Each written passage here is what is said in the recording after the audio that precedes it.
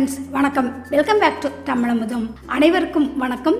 தமிழ் மாதங்களில் மாசி மாதம் மிகவும் புனிதமானதாக கருதப்படுதுங்க. அதிலையும் மகம் நட்சத்திரம் இணையும் மாசி மகம் திருநாள் நம் வாழ்வின் கர்ம வினைகளை நீக்கி புண்ணியங்களை சேர்க்கும் அற்புதமான நாளுங்க.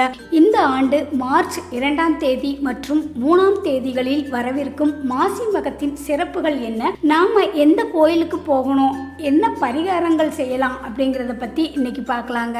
மாசி மகம் என்றாலே நம் நினைவுக்கு வருவது தீர்த்தவாரி தான். தேவர்களும் முனிவர்களும் இந்த நாளில் புனித நதிகளில் நீராடி தங்கள் பாவங்களை போக்கிக் கொள்வதாக ஐதீகம். கடலாடும் மங்கை என்று போற்றப்படும் இந்த நாளில் நீர்நிலைகளில் நீராடுவது அஸ்வமேத யாகம் செய்த பலனை கொடுக்கும் என்று புராணங்கள் சொல்லுதுங்க. எந்த கோவிலுக்கு போகலாம் அப்படின்னா, மாசி மகம் என்றாலே கும்பகோணம் தாங்க. 12 ஆண்டுகளுக்கு ஒரு முறை வரும் மகாமகம் சிறப்பு என்றாலும் ஒவ்வொரு ஆண்டும் மாசி மகத்தன்று கும்பகோணத்தில் உள்ள 12 சிவன் கோவில்கள் மற்றும் 5 பெருமாள் கோவில்களின் உற்சவர்கள் மகாமக குளத்தில் எழுந்தருளி தீர்த்தவாரி காண்பாங்க. இங்கு நீராடுவது கோடி புண்ணியங்க.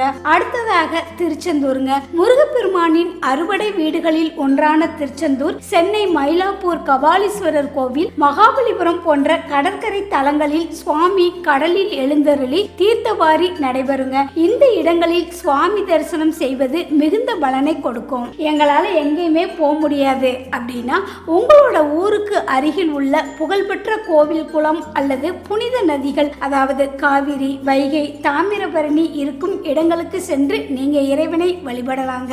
முடிந்தால் கடல், ஆறு அல்லது குளம் போன்ற நீர்நிலைகளில் நீராடுங்க. முடியாதவங்க வீட்டில் குளிக்கும் நீரில் சிறிதளவு கங்கை நீர் அல்லது துளசியை போட்டு ஓம் நமோ நாராயணா அல்லது ஓம் நமச்சிவாயா என்று கூறி நீராடலாங்க.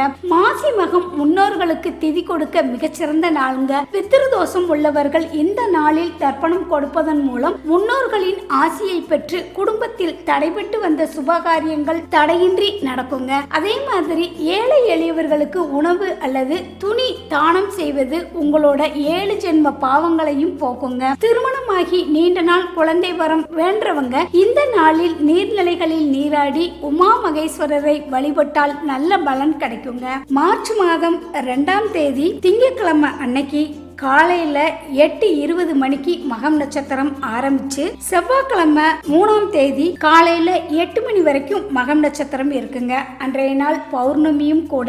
அதனால மகாமகத்தன்னைக்கு நிச்சயமா நீங்க கடல்லையோ ஆறுகள்லையோ குளத்திலையோ நீராடுங்க. பக்தி பெருக்கோடும் நம்பிக்கையோடும் இந்த மாசி மக திருநாளில் இறைவனை வழிபடுங்க. உங்க வாழ்க்கையில உள்ள தடைகள் நீங்கி சகல ஐஸ்வர்யங்களும் கிடைக்க அந்த இறைவனை நானும் வேண்டிக் கொள்கிறேன்.